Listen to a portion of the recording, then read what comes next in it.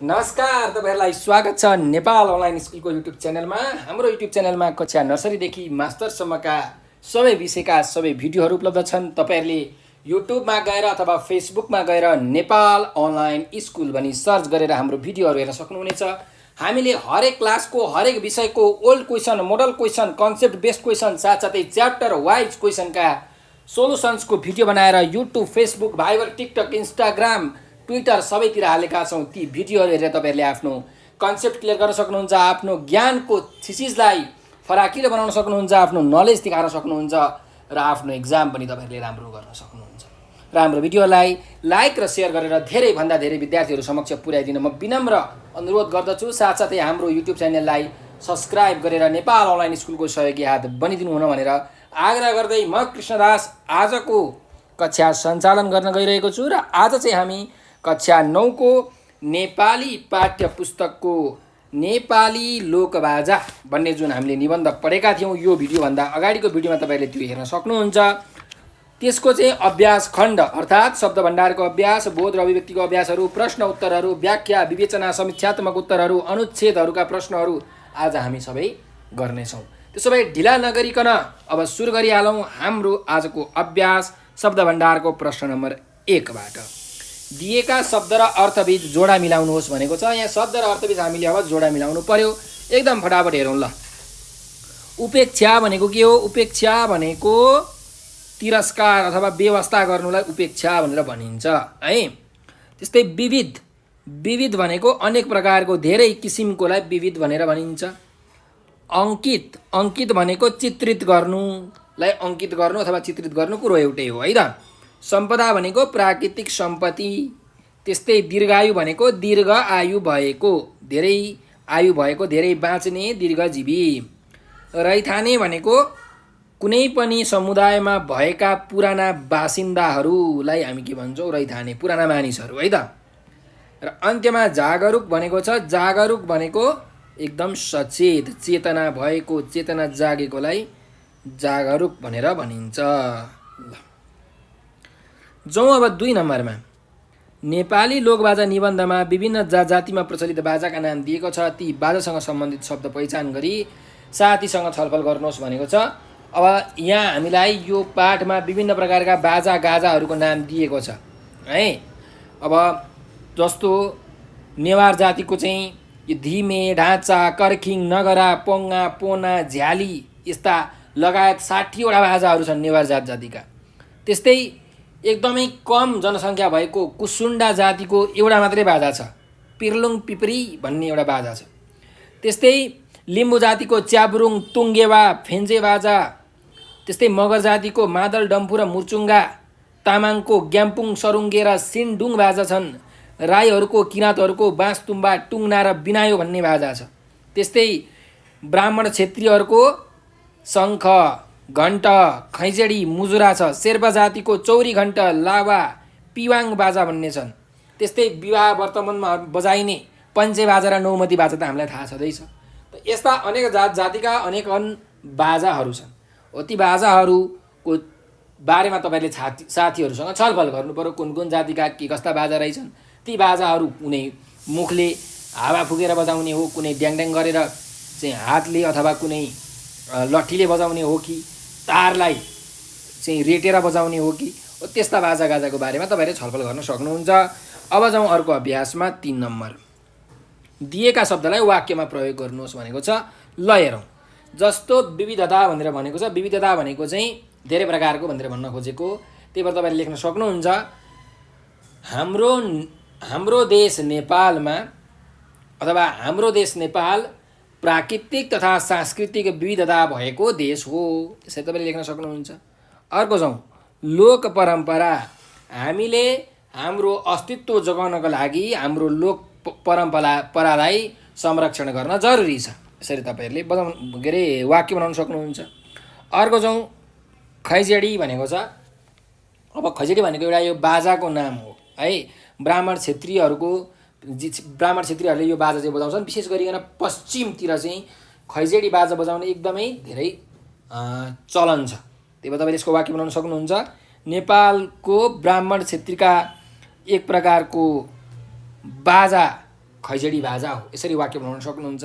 अथवा खैँजडी बाजा बजाएर नेपालको पश्चिम जिल्लातिर मानिसहरू रमाउने गर्छन्, यसरी पनि वाक्य बनाउन सक्नुहुन्छ। त्यस्तै अल्पसङ्ख्यक भनेको छ, अल्पसङ्ख्यक भनेको एकदमै कम सङ्ख्या भएको, नेपालको अल्पसङ्ख्यक जातिमा कुसुन्डा पर्दछन्, यसरी तपाईँले वाक्य बनाउन सक्नुहुन्छ। अर्को जाउँ, दुखदुखी। दुखदुखी भनेको चाहिँ हाम्रो ढुकढुकी भन्न खोजेको मुटुको धड्कन है। त्यसैले तपाईँले अब यसको एउटा वाक्य बनाउन सक्नुहुन्छ कि बुवाको दुर्घटना भएका कारणले मेरो मुटुको दुखदुखी बढिरहेको छ, यसरी तपाईँहरूले वाक्य बनाउन सक्नुहुन्छ है त। अनि सम्वर्धन। सम्वर्धन भनेको चाहिँ प्रचार प्रसार गर्नु होइन, संरक्षण गर्नको लागि चाहिँ मान्छेहरूलाई ज्ञान दिनुलाई सम्वर्धन गर्नु भनेर भनिन्छ। त्यही भएर हामीले यसको के वाक्य बनाउन सकिन्छ भन्दा नेपाली लोकबाजाहरूको सम्वर्धन गर्नमा हामीले आफ्नो आवाज उठाउनुपर्छ, यसरी वाक्यहरू बनाउन सकिन्छ। ल अर्को जाउँ, भन्ज्याङ चौतारी, चिया नास्ता, साथीभाइ, सन्चो बिसन्चो जस्ता अन्य 5वटा जोडी शब्द खोज्नुहोस् भनेको छ। ल अरू 5वटा जोडी शब्दहरू के होलान् त? जस्तो घर गृहस्थी होइन, घर गृहस्थी जोडी शब्द है त। अर्को माल सामान, माल सामान। ल त्यस्तै अर्को हेर्ने हो भने पढाइ लेखाइ, पढाइ लेखाइ। अर्को हेर्ने हो भने घाम छाया,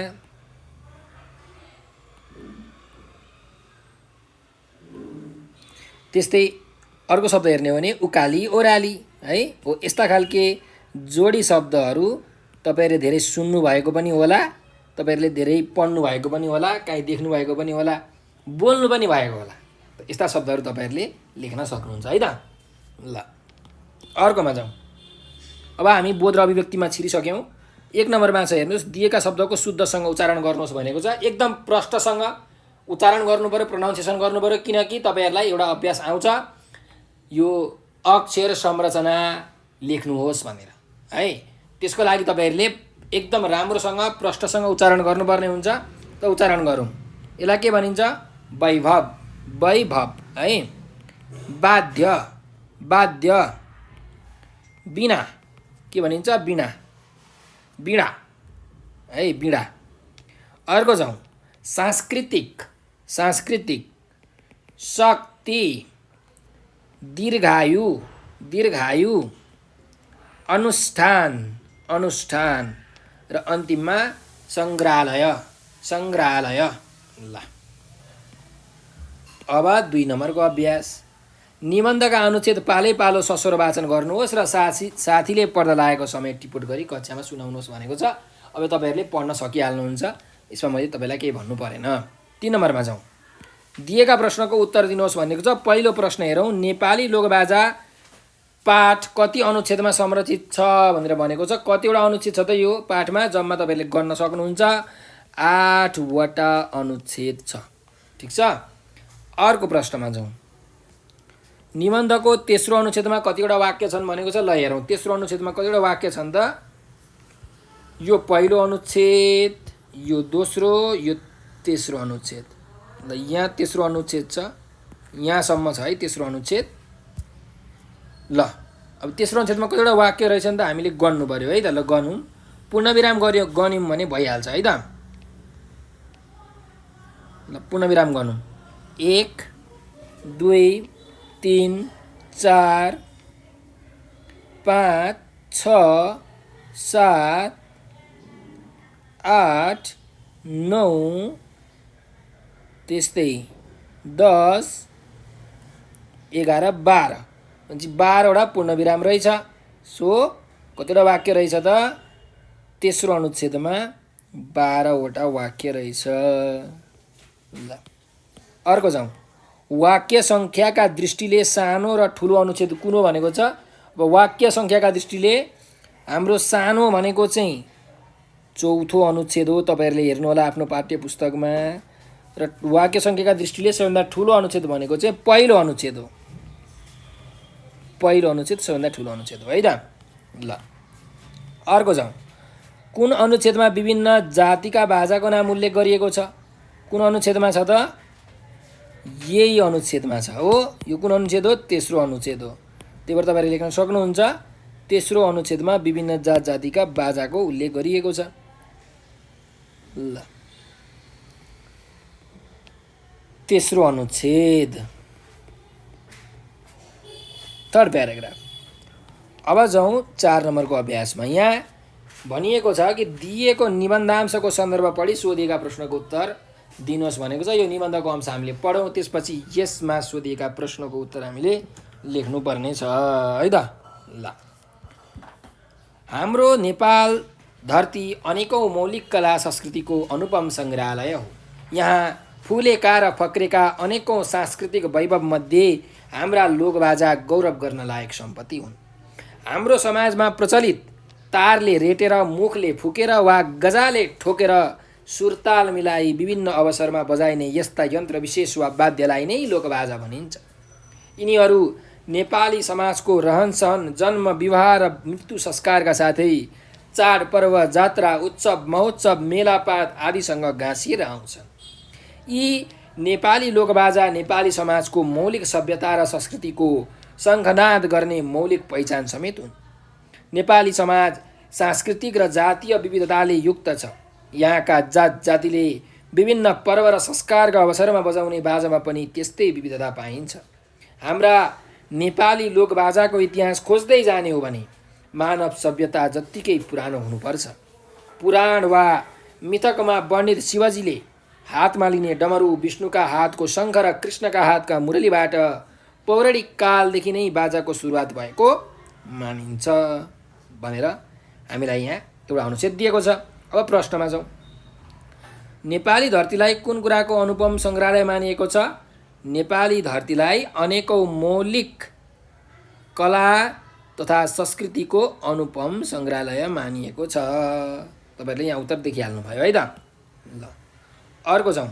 लोकबाजालाई कसरी बजाइन्छ भनेको छ। लोकबाजालाई कसरी बजाइन्छ भन्दा लोकबाजालाई तारले रेटेर, मुखले फुकेर वा गजाले ठोकेर सुरताल मिलाई बजाइन्छ। ठिक छ। अर्को प्रश्नमा जाउँ। कस्ता कस्ता संस्कारमा लोकबाजाको प्रयोग गरिन्छ भनेर भनेको छ। कस्ता कस्ता संस्कारमा त नेपाली समाजको रहनसहन, जन्म, विवाह र मृत्यु संस्कारका साथै चाडपर्व, जात्रा, उत्सव, महोत्सव, मेलापातमा लोकबाजाको प्रयोग गरिन्छ भनेर तपाईँले लेख्न सक्नुहुन्छ। ठिक छ। अन्तिममा जाउँ। संस्कृतिको शङ्खनाद भन्नाले के बुझिन्छ भनेर हामीलाई यहाँ प्रश्न छ। अब यहाँ हेर्नुहोस्, संस्कृतिको शङ्खनाद भनेको यहाँ छ। अब संस्कृतिको शङ्खनाद भनेको हाम्रो नेपालमा भएका जति पनि सांस्कृतिक सम्पत्तिहरू छन्, सांस्कृतिक सम्पदाहरू छन्, हो त्यसलाई चाहिँ झल्काउने, हाम्रो अस्तित्वलाई झल्काउने, देखाउने, हाम्रो पहिचान गराउने भन्नु चाहिँ यसको अर्थ हो है, संस्कृतिको शङ्खनाद भनेको है। ल अब जाउँ 5 नम्बरको अभ्यासमा। दिएका प्रश्नको उत्तर लेख्नुहोस् भनेको छ। ल हेरौँ। नेपाली लोकबाजाको विकास कसरी भएको छ भनेर हामीलाई यहाँ पहिलो प्रश्न छ है त। ल कसरी भएको छ त? अब यसको उत्तर तपाईँहरूले पहिलो अनुच्छेदमा भेटाउन सक्नुहुन्छ है। नेपाली लोकबाजाको विकास कसरी भएको छ भन्दाखेरि यहाँ हेर्नुहोस्।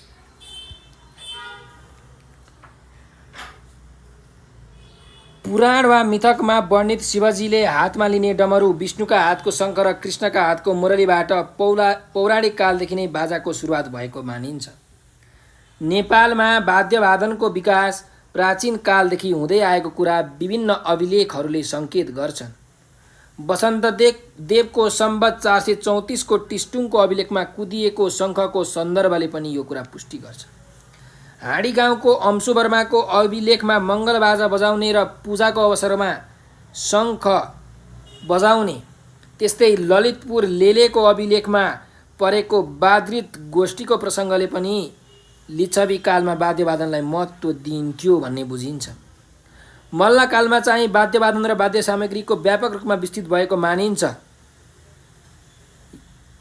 त्यस बेला राजाहरू पनि स्वयं वाद्यवादनमा भाग लिई बाजा बजाउँथे। यस कुरालाई हनुमान ढोकाको एक मूर्तिमा प्रताप मल्लले बाजा बजाइरहेको दृश्य अङ्कित हुनाले पुष्टि गर्छ भनेर तपाईँहरूलाई यहाँ दिएको छ। ठिक छ, हो यही कुरालाई तपाईँहरूले लेख्नु पर्यो, यही कुरालाई समेटेर तपाईँहरूले लेख्नु पर्यो, अथवा यसरी नै लेख्दा पनि भयो है। तपाईँहरूको यो संक्षिप्त उत्तर हो चाहिँ 7-8 लाइनसम्म तपाईँहरूले लेख्नुपर्ने हुन्छ। त्यसैले यही कुरालाई समेटेर तपाईँहरूले उत्तर लेख्नु होला, अथवा यही लेखे पनि हुन्छ। ठिक छ, ल अब जाउँ अर्को प्रश्नमा।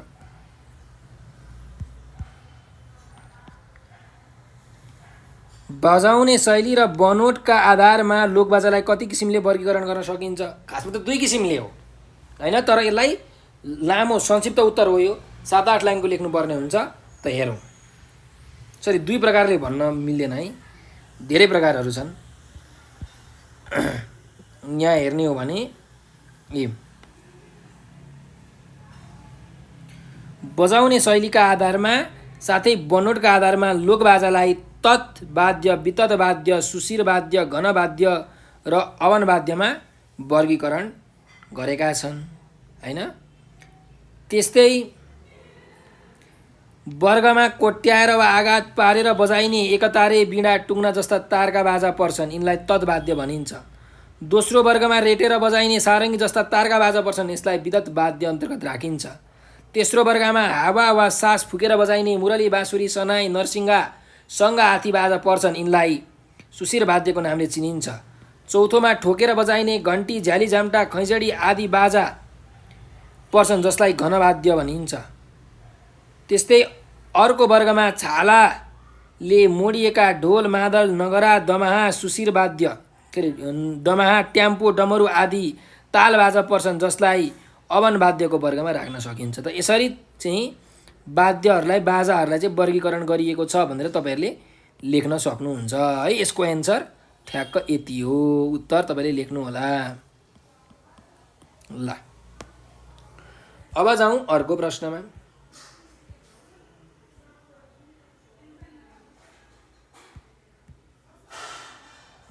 नेपाली लोकबाजाको महत्त्वबारे चर्चा गर्नुहोस् भनेको छ। अब नेपाली लोकबाजाको कस्तो महत्त्व छ त भन्दा, अब यहाँ चाहिँ तपाईँहरूले अब बुझेको कुराहरू लेख्नु पर्यो हैन। नेपालमा विभिन्न जातिहरूले चाहिँ विभिन्न प्रकारका आफ्नै मौलिक बाजाहरू बजाउँछन्। उनीहरूको चाडपर्व, मेलापात, त्यस्तै उनीहरूको चाहिँ पूजा, श्राद्ध, दसैँ, तिहार जस्ता विभिन्न खालके सांस्कृतिक पर्वहरूमा उनीहरूले बाजा बजाउने गर्छन्।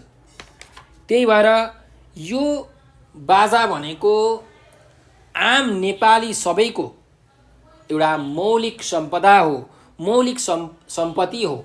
यसले हाम्रो देशलाई, हाम्रो राष्ट्रलाई विश्व सामु चिनाएको छ। यो बाजा बजाएर यी नेपाली हुन् है भनेर विश्वका धेरै मानिसहरूले हामीलाई चिन्ने गर्दछन् र यी बाजाहरूबाट चाहिँ हामीले मिठो सुर, ताल, ध्वनि निकाल्न सक्छौँ, जसबाट मानिसहरू मन्त्रमुग्ध हुन सक्छन्। त्यस्तै यी बाजाहरू बजाएर हाम्रो फोक्सोको पनि व्यायाम हुन्छ, हाम्रो शरीरमा स्फूर्ति आउँछ। त्यस्तै गरिकन विभिन्न रोगहरूबाट पनि यी वाद्यवादनका ध्वनिहरू सुनेर हामी निको हुन सक्छौँ भन्ने विज्ञानले समेत पुष्टि गरिसकेको छ। यस्ता बाजाहरूमा मान्छेहरूलाई लट्याउने शक्ति, कलाको अनन्त जादु हुन्छ। त्यस्तै गरिकन आजभोलि त नेपाली बाजाहरू व्यवसायको रूपमा र पेसाको रूपमा पनि विकसित भएर आय आर्जनको स्रोत समेत बनेको छ। यसरी बाजाबाट निस्कने धुनले व्यक्तिमा परिवेशको अनुकूलको भाव पैदा गर्ने, शुभाशुभ सङ्केत गर्ने, व्यक्तिको शारीरिक एवं मानसिक स्वास्थ्य समेत स्वस्थ राख्ने मद्दत पुर्याउने हुँदा नेपाली लोकबाजाहरूको एकदमै ठुलो महत्त्व छ भनेर तपाईँहरूले लेख्न सक्नुहुन्छ। यो सबै कुरालाई तपाईँले समेटेर लेख्नु होला है त। ल अब जाउँ व्याख्या गर्नुहोस् भन्ने अभ्यासमा। पहिलो प्रश्न छ, बहुजातीय र बहुसांस्कृतिक मुलुक हुनु नेपालको गौरवमय अति मात्रै होइन, सुन्दर वर्तमान पनि हो भनेर भनेको छ है। ल हेर्नुहोस्, अब हाम्रो देश नेपाल विभिन्न जात जाति भाषा भाषी बोल्ने मानिसहरूको एउटा साझा घर हो। यहाँ त्यति धेरै जात जातिका मानिसहरू मेलमिलाप गरेर एकताको भाव सद्भाव कायम गरेर बस्ने गर्दछन् र तिनीहरूको आफ्नो संस्कृति आफ्नो वेशभूषा खानपानको किसिमहरू छ। त्यस्तै उनीहरूले बजाउने बाजा पनि विभिन्न खालको छ। नेपालका विभिन्न जातिहरूको उनीहरूको आफ्नो संस्कृति र परम्परा रीतिरिवाज अनुसारको बाजा गाजाहरू पनि छन्। नेपाली लोकबाजामा नेपाली जीवनको पीर व्यथा बोलेको हुन्छ, आँसु रसाएको हुन्छ र हाँसो पनि मुस्कुराएको हुन्छ। लोकबाजामा हामी हाम्रो गौरवशाली पुर्खालाई देख्न र उनीहरूको आवाज सुन्न सक्छौँ। हुन पनि हो, बाजा एक्लै हुँदैन र एक्लै कहिले पनि बज्दैन। उसँग ताल बोल स्वर राग गीत तथा नाचहरू साथीका रूपमा रहेका हुन्छन्। यी सबै मिलेर हाम्रो गौरवमय लोक संस्कृति जन्मन्छ। यस्तै यस्तै लोक संस्कृति र लोक भाकाले नेपाली लोकजीवनको आँखामा बगेका आँसु पुछेका छन्। यिनै लोक भाकाले नेपाली वीरताको गाथा गाएका छन्। नेपाली लोक हृदयका कहिले पनि नपुरिने दुःख पीडा र व्यथाका घाउको सहज उपचार गरिदिएका छन्। जब नेपाली लोकजीवनमा सन्तान वृद्धिको खुसियाली आउँछ, त्यति बेला छैटीको नवजात शिशुको दीर्घायुका लागि खैजेडी र मजुरा बज्छन्। विवाहहरूको अवसरमा बज्ने नौमती या पञ्चेबाजाले पैदा गर्ने रौनकको त कुरै गर्नु परेन। त्यस्तै देवी देवताको थानमा बज्ने मङ्गल धुन र विभिन्न उत्सव र पर्वहरूमा बज्ने बाजागाजाले नेपाली लोकको सङ्घर्षशील जीवनलाई पनि एकदमै मनोरञ्जन र आनन्द प्रदान गरेका हुन्छन्। नेपाली समाजमा कुनै पनि धार्मिक कार्य गर्नु पर्यो, कुनै पनि धार्मिक अनुष्ठान गर्नु पर्यो, कुनै पनि सामाजिक संस्कारहरू गर्नु पर्यो भने साङ्गीतिक अनुष्ठान बिना सम्पन्न हुँदैन र यी सबै सङ्गीतका पर्याय लोकबाजाहरू हाम्रा संस्कृति हुन्। विभिन्न जात जातिका चाहिँ विभिन्न जुन बाजाहरू छन् उनीहरूका ती संस्कृति हुन्, सम्पदा हुन् र यो समग्र हाम्रो देश नेपालकै सम्पत्ति हो। त्यसैले यसले हाम्रो नेपालको गौरवमय अतीत मात्र होइन, यो हाम्रो सुन्दर वर्तमान पनि हो भनेर भन्न सक्छौँ। यसरी तपाईँहरूले लेख्न सक्नुहुन्छ। ठिक छ, व्याख्या गर्दाखेरि। अब यहाँ चाहिँ हामीले एउटा कुरा के छुट्यायौँ भने व्याख्या गर्दाखेरि हामीले यो पनि लेख्नुपर्छ कि प्रस्तुत उद्धरण कक्षा 9 को नेपाली किताबको नेपाली लोकबाजाबाट साभार गरिएको हो। यस पाठमा नेपाली लोकबाजाको इतिहास, यसको महत्त्व र यसको संरक्षण र सम्वर्धन गर्नुपर्ने खालका सन्देशहरू हामीलाई दिएको छ भनेर तपाईँले यसरी लेख्नु पनि पर्छ है त, पहिलो अनुच्छेदमा। अनि दोस्रो अनुच्छेदमा यसरी व्याख्या गर्नु होला। अब जाउँ दोस्रो वाक्यमा। मौलिक बाजा सङ्कटमा पर्नु भनेको हाम्रो पहिचानमा समेत सङ्कटमा पर्नु हो भनेको छ।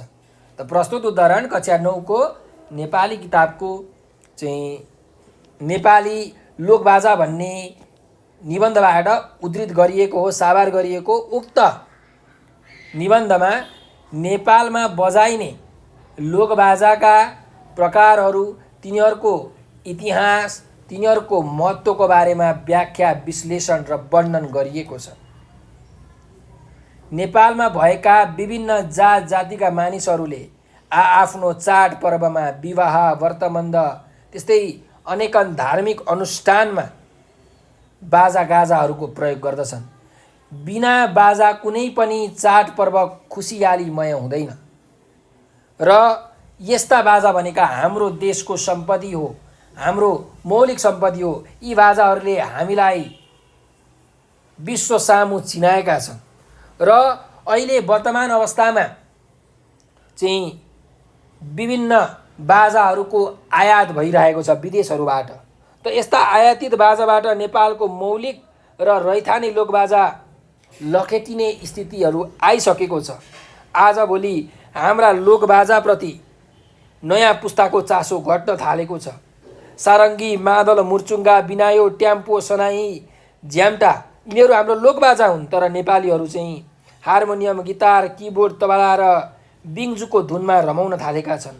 दिन प्रतिदिन देशमा लोकबाजा बजाउने मान्छेको अभाव हुँदै गएको छ। यो लोकबाजा भनेको हाम्रो लोकको सम्पत्ति हो। यसको संरक्षणमा सरकार र समाज दुवै जिम्मेवार हुनुपर्छ। नेपालको लोकबाजाको संरक्षणका लागि लोकबाजा नामक सङ्ग्रहालयहरू पनि खुलेका छन्। ओ त्यसमा गएर हामीले व्यक्तिगत रूपमा अथवा सामूहिक रूपमा चाहिँ आफूलाई समर्पित गर्न सक्छौँ। यदि हाम्रो लोकबाजाहरू सङ्कटमा परे भने, हाम्रो मौलिक बाजाहरू सङ्कटमा परे भने हाम्रो अस्तित्व पनि गुम्छ। हामीलाई चिनाउने, हामीलाई चिनारी दिने यस्ता लोकबाजाहरू लोप हुनु भनेको हाम्रो पहिचान समेत सङ्कटमा पर्नु हो भनेर भन्न सकिन्छ। यसरी तपाईँहरूले चाहिँ व्याख्या गर्न सक्नुपर्छ है त। ल अब जाउँ 7 नम्बरको अभ्यासमा। के छ त हेरौँ है त। 7 नम्बरको अभ्यासमा दिएको अनुच्छेद पढ्नुहोस् र सोधिएका प्रश्नको उत्तर दिनुहोस् भनेको छ। ल यो अनुच्छेद पढौँ, त्यसपछि यहाँ तल सोधिएका प्रश्नको उत्तर पनि हामीले दिनुपर्ने छ है त। ल नेपालको सुदूरपश्चिम प्रदेश अन्तर्गत कञ्चनपुर जिल्लामा दोधारा चाँदनी नगरपालिका पर्छ। नेपालको महाकाली नदी पारी रहेका साबिकका चाँदनी र दोधारा दुई गाविस समावेश गरी यस नगरपालिकाको नाम दोधारा चाँदनी नगरपालिका जुराइएको हो। यस नगरपालिकाको उत्तर पश्चिम र दक्षिणमा भारत रहेको छ भने पूर्वमा महाकाली पारी भीमदत्त नगरपालिका र शुक्लाफाट वन्यजन्तु आरक्ष रहेका छन्। यहाँ विभिन्न जात जाति तथा धर्म मान्ने व्यक्तिको बसोबास रहेको छ। यहाँका स्थानीय बासिन्दाको औसत पारिवारिक आम्दानीमा कृषि व्यवसायले सबैभन्दा ठुलो हिस्सा ओगटेको छ। यसका साथै उनीहरूको आम्दानीका अन्य स्रोतमा व्यापार, नोकरी र वैदेशिक रोजगारी रहेका छन्। यहाँ विभिन्न जात जाति र समुदायका मानिसको बसोबास रहेको छ। यहाँ दसैँ, तिहार, माघी, होली, गौरा, कृष्ण जन्माष्टमी, आइतबारी, छठ पर्व, बुद्ध जयन्ती, क्रिसमस आदि प्रमुख चाडपर्वका रूपमा मनाइन्छन्। महाकाली नदीमा रहेको नेपालको सबैभन्दा लामो झोलुङ्गे पुल तरेर यहाँका मानिस आवत जावत गर्छन्। यस नगरपालिकामा पुग्न महाकालीमा नयाँ पक्की पुल बनेको छ। यसले यहाँको विकासमा टेवा पुग्ने अपेक्षा गरिएको छ भनेर यसरी एउटा अनुच्छेद हामीलाई दिएको छ। अब यहाँ तल चाहिँ हामीलाई प्रश्नहरू छन्। यी प्रश्नहरूको उत्तर लेख्नु पर्यो हामीले। ल हेरौँ। दोधारा चाँदनी नगरपालिकाको नाम कसरी जुराइएको हो भनेर भनेको छ। कसरी जुराइएको हो भन्दा चाँदनी र दोधारा दुई गाविसको समावेश गरिएर यसरी लेख्न सक्नुहुन्छ। नेपालको महाकाली नदी पारी रहेका चाँदनी र दोधारा दुई गाविस समावेश गरेर दोधारा चाँदनी नगरपालिकाको नाम जुराइएको हो। यसरी तपाईँले लेख्न सक्नुहुन्छ। ठिक छ। ल अर्को छ। त्यहाँको जनजीवन कस्तो रहेको छ भनेर भनेको छ। त्यहाँको जनजीवन कस्तो रहेको छ त भन्दा त्यहाँ विभिन्न जात जाति तथा धर्म मान्ने व्यक्तिहरूको बसोबास रहेको छ। जहाँ स्थानीय बासिन्दाको औसत पारिवारिक आम्दानीमा कृषि व्यवसायले सबैभन्दा ठुलो हिस्सा ओगटेको छ भने अन्य आम्दानीका स्रोतमा व्यापार, नोकरी र वैदेशिक रोजगारी पर्दछन् भनेर तपाईँले लेख्न सक्नुहुन्छ। ठिक छ। ल यति कुरा तपाईँले समेट्नु पर्यो। अर्को प्रश्नमा जाउँ। त्यस क्षेत्रमा मनाइने मुख्य चाडपर्वको नाम लेख्नुहोस् भनेको छ। त्यस क्षेत्रमा मनाइने मुख्य चाडपर्वहरू के हुन्? दसैँ, तिहार, माघी, होली, गौरा, कृष्ण अष्टमी, आइतबारी, छठ पर्व, बुद्ध जयन्ती, क्रिसमस यिनीहरू चाहिँ मुख्य चाडपर्वहरू हुन् भनेर तपाईँहरूले लेख्न सक्नुहुन्छ। ल र अन्तिम प्रश्नमा छ।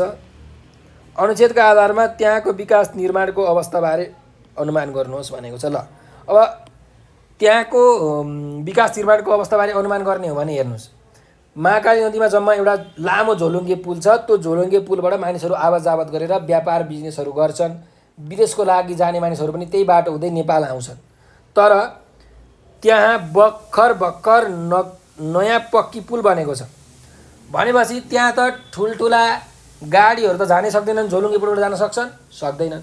गाडी जान सक्दैनन् भने जुन विकासका पूर्वाधारहरू हुन्छन्, रोड बनाउनको लागि विभिन्न सामानहरू लग्नु पर्यो, त्यस्तै अरू अब विद्यालय बनाउनु पर्यो ठुल्ठुलो, हस्पिटलहरू बनाउनु पर्यो ठुल्ठुलो, होइन?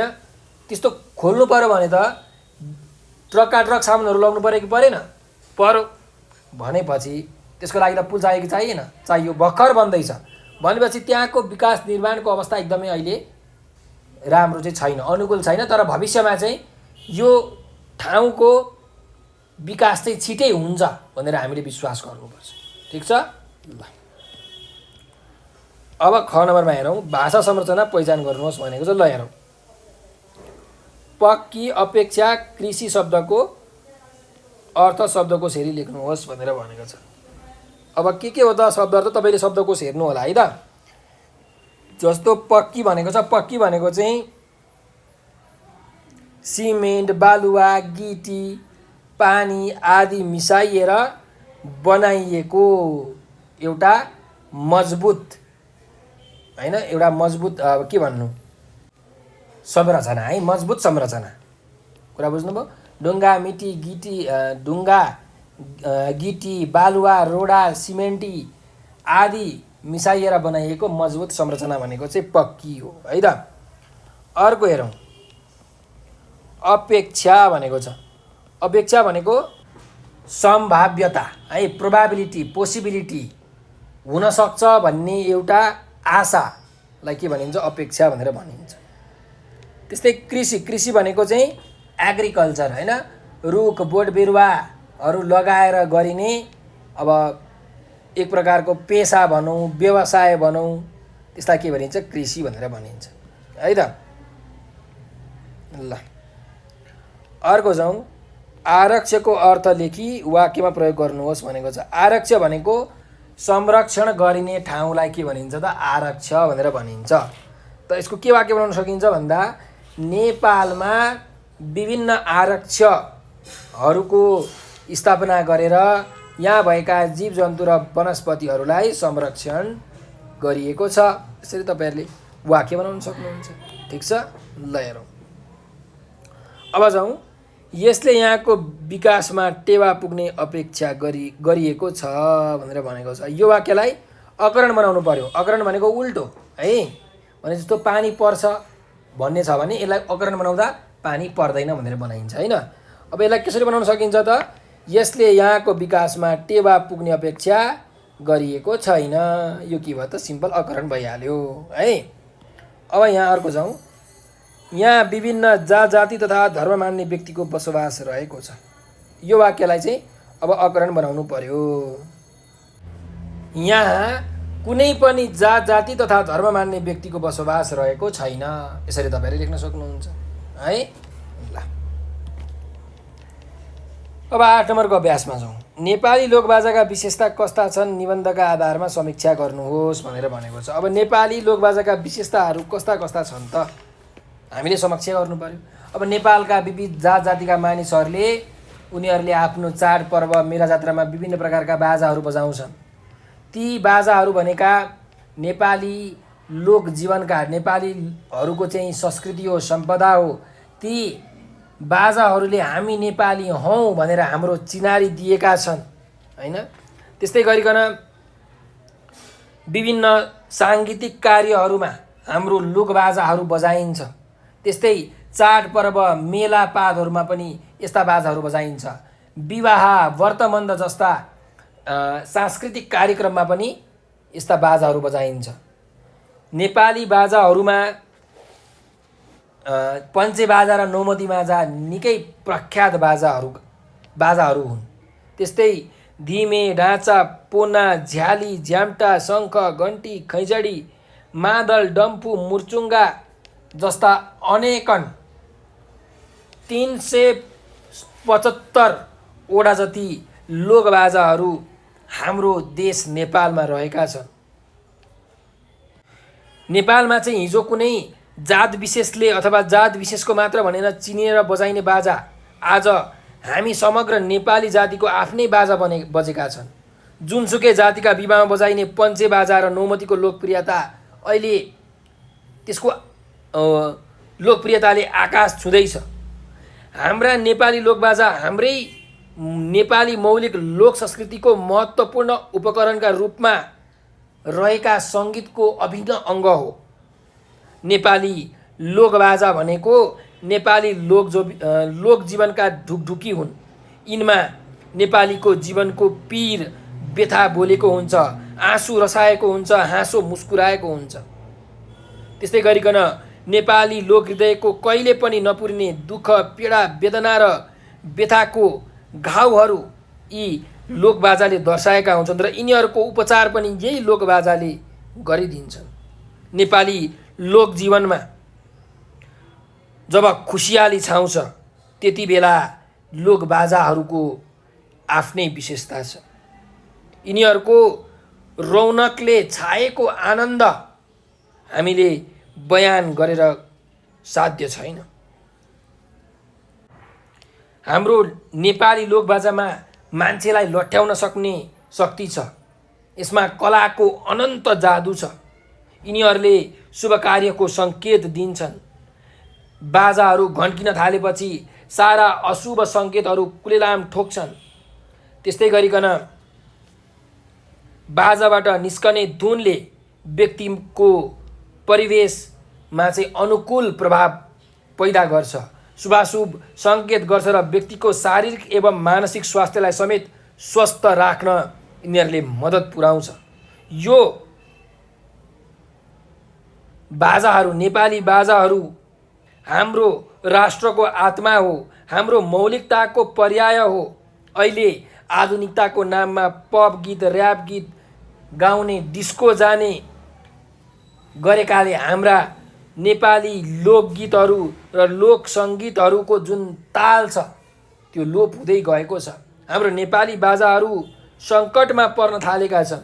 हो, यस्तो आधुनिकतालाई अँगाल्नु यो समयको माग त होला, तर यसमै डुबेर हामीले आफ्नो मौलिकतालाई कहिले पनि भुल्नु हुँदैन। यसको मौलिकताको यसले जुन मौलिकताको चिनारी हामीलाई प्रदान गरेको छ त्यो चिनारीलाई हामीले कहिले पनि भुल्नु हुँदैन भनेर तपाईँहरूले यसरी चाहिँ समीक्षा गर्न सक्नुहुन्छ। ठिक छ ल। अब यसमा अरू कुराहरू तपाईँले थपगढ पनि गर्न सक्नुहुन्छ। निबन्धको चौथो अनुच्छेदको आशय बोध हुने गरी 5वटा प्रश्न निर्माण गर्नुहोस् भनेको छ। अब निबन्धको जुन चौथो अनुच्छेद छ त्यो अनुच्छेद पढ्नु होला र त्यो अनुच्छेदले भन्न खोजेको कुरा के हो त त्यो पनि तपाईँहरूले बुझ्नु सक्नुहुन्छ है। जस्तो यहाँ हेरौँ, हामी हेरौँ ल, चौथो अनुच्छेद हेरौँ है त। पहिलो, दोस्रो, तेस्रो, चौथो, ल यो चौथो अनुच्छेद हो। के भनिरहेछ त चौथो अनुच्छेदमा भन्दाखेरि जुन नेपालका विभिन्न जातजातिहरूले बजाउने बाजा छन् त्यो जातजातिको बाजा मात्रै होइन, हामी सबै नेपालीहरूको बाजा हो होइन। किनकि यस्ता बाजाहरू हरेक जातजातिका मानिसहरूले बजाइरहेका छन्। मादल मगर जातिको चाहिँ बाजा थियो, तर अहिले मादल भनेको नेपालमा जोसुकैले पनि बजाउँछ। सिङ्गो नेपाली जातिको चाहिँ बाजा यो मादल बनेको छ। यसरी नेपाली समाजमा देखा पर्ने जति पनि बाजाहरू छन् हो ती बाजाहरूले नेपाली लोकबाजाको क्षेत्रमा प्रत्यक्ष प्रभाव पारेका छन्। त्यही भएर यी सबै हाम्रा सम्पदा हुन्, संस्कृति हुन्, यिनीहरूले हाम्रो चिनारी दिएका छन् भनेर चाहिँ यहाँ यो अनुच्छेदमा भनिएको छ। अनि यसको आशय के हो भने यस्ता बाजाहरू चाहिँ नेपाली बाजा भएका कारणले गर्दाखेरि हामीले यिनीहरूलाई संरक्षण गर्नुपर्छ भन्न खोजेको हो है त। ल अब जाउँ अर्को अभ्यासमा। 5वटा प्रश्न निर्माण गर्नुहोस् भनेको छ। तपाईँले प्रश्नहरू निर्माण गर्न सकिहाल्नुहुन्छ है त। ल अब हेरौँ, नौमती बाजाका विषयमा सूचनामूलक अनुच्छेद तयार पार्नुहोस् भनेको छ। अब यो नौमती बाजा भनेको चाहिँ कुन कुन प्रकारका बाजाहरू हुन् भनेर तपाईँहरूले एकचोटि खोज्नु होला होइन। युट्युबमा एकचोटि हेर्नु होला, नौमती बाजा भनेर यसरी लेख्नु होला, गुगलमा खोज्नु होला, विभिन्न रिसर्च पेपरहरू पढ्नु होला। त्यस्तो पनि बानी तपाईँहरूले बसाल्नुपर्छ। अनि त्यहाँ भएका प्रसङ्गहरूलाई सुनेर कुन कुन बाजाहरू पर्दा रहेछन्, कस्ता कस्ता चाहिँ सांस्कृतिक पर्वहरूमा, चाडपर्वहरूमा बजाइने रहेछन् त होइन, त्यस्तो कुराहरू तपाईँहरूले बुझेर एउटा अनुच्छेद तयार पार्नु होला। 11 नम्बरको प्रश्नमा जाउँ। निबन्धको तेस्रो अनुच्छेदबाट 4वटा बुँदा टिपी सारांश गर्नुहोस् भनेको छ। अब 4वटा बुँदा टिपेर तपाईँहरूले सारांश गर्न सकिहाल्नुहुन्छ। तर 3वटा कुरा के याद राख्नुहोस् भने बुँदा टिप्दाखेरि कहिले पनि वाक्य टुङ्ग्याउनु हुँदैन। जस्तो मेरो नाम नवीन भट्टराई हो भन्ने कुनै वाक्य छ भने मेरो नाम नवीन भट्टराई भएको यसरी टिप्नु पर्यो। त्यस्तै सारांश गर्दाखेरि 1/3 सारांश लेख्नुपर्ने हुन्छ। 1/3 भनेको जस्तो कुनै एउटा अनुच्छेदमा 90 वटा शब्द छ, त्यो 90 वटा शब्दको 1/3 भनेको कति हुन्छ, त्यसलाई 3 ले भागा गर्ने, कति आउँछ 30 भनेपछि तपाईँहरूको सारांशमा 30 वटा शब्द हुनु पर्यो। 5-6 वटा शब्दहरू घटबड भए फरक पर्दैन है त। र अर्को इम्पोर्टेन्ट कुरा भनेको के हो, तपाईँले जब सारांश लेख्नुहुन्छ त्यो सारांशको एउटा उपयुक्त शीर्षक पनि दिनुपर्छ है। र यो 3टा कुरा चाहिँ याद राख्नु होला। अनि बुदा टिपोट र सारांश तपाईँले गर्न सक्नुहुन्छ। अब यो 12 नम्बरको अभ्यास र 13 नम्बरको अभ्यास चाहिँ तपाईँहरूले आफैले गर्नुपर्ने खालको अभ्यासहरू छन्। यसको विषयमा मैले केही भनिराख्दिनँ, तपाईँले आफ्नो पाठ्यपुस्तक पल्टाएर यो चाहिँ पढेर यहाँ भएको अनुसार काम गर्न सक्नुहुन्छ है। ल यो सँगसँगै हाम्रो नेपाली लोकबाजाको चाहिँ पाठ समाप्त भएको छ। र तपाईँहरूले यदि केही कुरा बुझ्नु भएको छैन, जान्नु भएको छैन, केही कुरा सोध्न मन लागिरहेको छ, मनमा केही जिज्ञासाहरू उत्पन्न भइरहेको छ भने यो नम्बर 9849595895 मा भाइबर, व्हाट्सएप र टेलिग्राममा तपाईँहरूले म्यासेज गरेर आफ्नो समस्या हामीलाई व्यक्त गर्न सक्नुहुन्छ। साथसाथै तपाईँहरूलाई कुनै पनि क्लासको कुनै पनि सब्जेक्टको भिडियो चाहिएको छ भने पनि यसमा म्यासेज गर्नुहोला। सर मलाई क्लास 9 को नेपालीको सबै भिडियो पठाइदिनुहोस्, सर मलाई क्लास 10 को म्याथमेटिक्सको सबै भिडियो पठाइदिनुहोस् भनेर यसरी म्यासेज गर्नुहोस्। हामीसँग जे जति भिडियोहरू छन् ती सबै भिडियोजहरू हामी तपाईँहरूलाई पठाइदिन्छौँ अनि तपाईँहरूले राम्ररी अध्ययन गर्न सक्नुहुन्छ। हाम्रो युट्युब च्यानल नेपाल अनलाइन स्कुलमा हामीले 30,000 भन्दा पनि धेरै भिडियो बनाएर हालिसकेका छौँ, जसमा हरेक क्लासको हरेक सब्जेक्टको old question, model question, concept based question, chapter wise क्वेसनका सोलुसन्सहरूको भिडियो छन्। ती भिडियोहरू तपाईँले राम्रोसँग हेरेर आफ्नो ज्ञानलाई बढाउनु होला, आफ्नो एक्जाम राम्रो गर्न सक्नुहुन्छ तपाईँहरूले र आफ्नो कन्सेप्ट पनि क्लियर गर्न सक्नुहुन्छ। र टिकटकमा, फेसबुकमा, ट्विटरमा, भाइबरमा पनि हाम्रो नेपाल अनलाइन स्कुल भन्ने ग्रुप छ, हो त्यो ग्रुपहरूमा जोइन भएर त्यहाँ भएका भिडियोजहरू हेर्नु होला। टिकटकमा विशेष गरी तपाईँहरूले हेर्न सक्नुहुन्छ। र हाम्रो भिडियोजहरूलाई लाइक र सेयर गरेर धेरैभन्दा धेरै विद्यार्थीहरू समक्ष पुर्याइदिनु होला। साथसाथै हाम्रो युट्युब च्यानललाई सब्सक्राइब गरेर यस्तै अरू नयाँ नयाँ भिडियोजहरू, नयाँ नयाँ कन्टेन्टहरू हेर्नु होला भन्दै म आज बिदा लिन चाहन्छु। तपाईँहरूले आफ्नो अमूल्य समय दिएर यो भिडियो अन्तिमसम्म हेरिदिनुभयो, त्यसको लागि तपाईँहरूलाई हृदयबाट धेरै धेरै धन्यवाद छ। हस्त, नमस्कार, शुभ दिन।